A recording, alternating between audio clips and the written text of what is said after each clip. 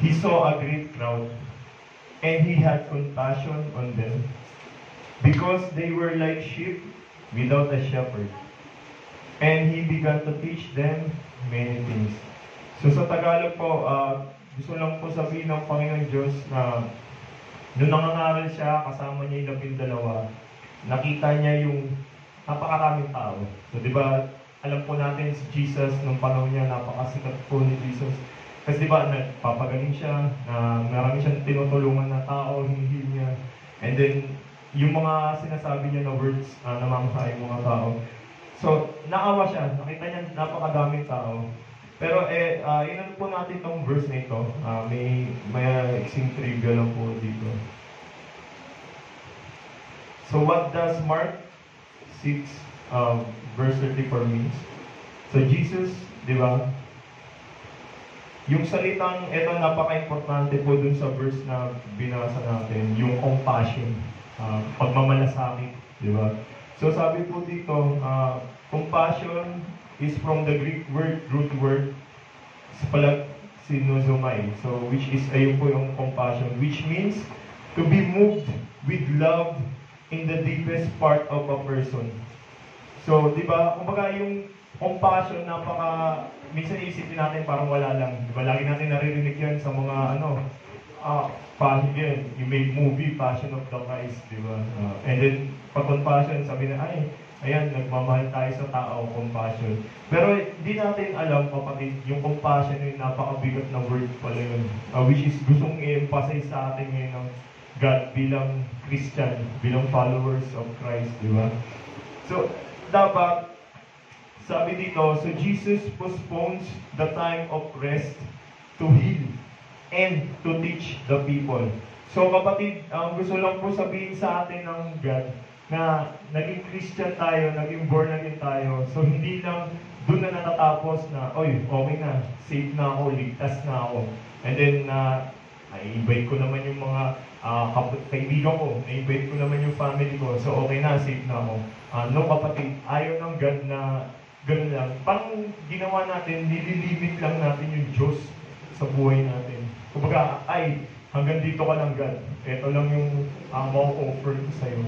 Which is, medyo nabubulagan po tayo kapatid kapag gano'n yung mindset natin. So, dapat hindi tayo mawawala. Bilang isang Christian, bilang isang born again, we should have compassion. Marunong ka, di ba? Tagalog, di ba? Sabihin mo, puro compassion, Brother Ives. Ano ba yan?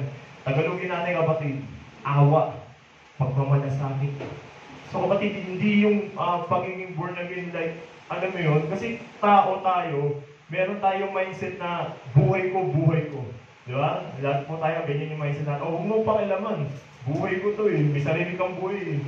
May nabasa nga ako sa Facebook, sabi, kaya nga tayo binigyan ng God ng tig-isang buhay para wala daw pakialaman.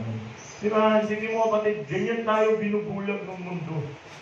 Kumbaga sa isang, hindi, buhay ko to, huwag mo pakialaman. Which is no kapatid. Anong pinagkaiba natin sa dating religion natin kung gano'n yung mindset natin? Ganon tayo dati. Ako, aminin ko sa inyo, ganon ako nung way back Catholic, nung di pa ako born again, kapatid. Wala akong pakialam sa ibang tao. Like, I do me. This is my life. Nakita ko, maasenso ko. Ano pakialam mo ba sa iba? Pero kapatid, hindi ganon ang pagiging born again. Hindi ganon ang pagiging, we have relationship with Christ. Ang pagiging Christian, kapatid, is kung paano niya naawa, nakita niya daming tao, walang nag-aalaga. Di ba sabi niya, para mga tupa tong mga tao na to. Kasi ang hawak niya yung 12 eh. Pero yung mga sumusunod sa kanya, walang nag-handle. Like kapatid, gusto ng God, maging ganun yung mindset natin. So hindi lang yung, masaya tayo, yung company natin, di ba, ito sa church natin, kapatiran natin. Nakita mo, ma-attend yung kapatid mo, yung kaibigan mo, yung brother mo, sister mo. Pero hindi lang natatapos doon, kapatid. We should have compassion sa mga tao nasa labas. Di ba? Tayo, ikaw, safe ka. Yung katabi mo, safe yan. Pero kapatid, paano yung mga nasa labas? Diba, paano yung mga walang nagsishare sa kanila ng words of God? Hindi sila nabibiyaan na nabiyaan ka. Ikaw, swerte mo, na-share ka. Ako, swerte ko, na-share ako. Pero paano sila? Hindi mo tatanungin kapatid, sino mag-outreach sa kanila. Ang tatanungin mo, kailan ako kikilos para lapitan sila. So tayo yung mag-initiate, and then gusto ng God to show compassion. Yun talaga, ito talaga yung nag-rema sa akin doon sa verse na yun, compassion, pag-ibig. Hindi natin pag-ibig yung mga tao. So paano ba yung hindi lang basta yung pag-ibig, yung kilig-kilig, ayan, chat-chat, ganun. Hindi lang ganun siya, kapatid. Pag-ibig is yung nagbibigay ka ng care. And yung care na yun is hindi lang yung sa physical. Hindi lang yung basta, ay, okay na ako, Kuya Ibes, nagbigay na ako ng sa pulubi, naglimos na ako. No, kapatid, hindi lang basta doon natatapos. Maging concerned ka sa kaluluwa, kapatid. Which is, Jesus died for the spirit, for the soul of people. So, kailangan maging aware tayo, kapatid. And then, once we have compassion, naging malinaw na sa atin, hopefully, kapatid, kung ano ang pagiging Christian. Let's proceed na, kapatid, sa communion natin. So, sige po, pwede na po ibigay yung... Yeah. So, sige po, and before we take the communion, ayan. So may paalala lang sa ating kapatid, ang Panginoon Diyos, bago tayo mag-communion. So, sige po, pwede po tayo tumayo. Makuha po tayo ng tinapay. So, habang dinidistribute po ang tinapay at ang juice. Kaya ang sino mang kumakain ng tinapay at umiinom sa kopa ng Panginoon sa paraang hindi nararapat ay nagkakasala sa katawan at dugo ng Panginoon. Kaya dapat siyasatin ng tao ang kanyang sarili bago siya kumain ng tinapay at uminom sa kopa.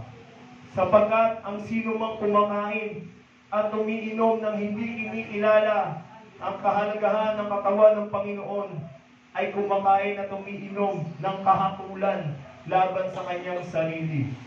Ayan ang dahilan kung bakit may hina at sakitin ang marami sa inyo at may ilan na ngayon namatay na.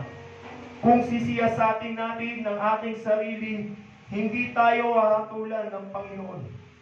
So kapatid, yan po yung napaka-importanteng babala, warning sa atin ng Panginoon Diyos. So hindi lang po natin ito ginagawa kasi every first Sunday of the month. Kailangan natin gawin ito, sabi ni Daddy, sabi ni Kuya Ibe, sabi ni Kuya Dave. No, kapatid. We do this dahil gusto natin magpagtibay yung tipan natin, yung promise natin sa Panginoon Diyos. So, etong parang na to, kapatid, hindi lang dahil sa nakikigaya ka lang, ay, nagsikuha sila, makuha na rin ako.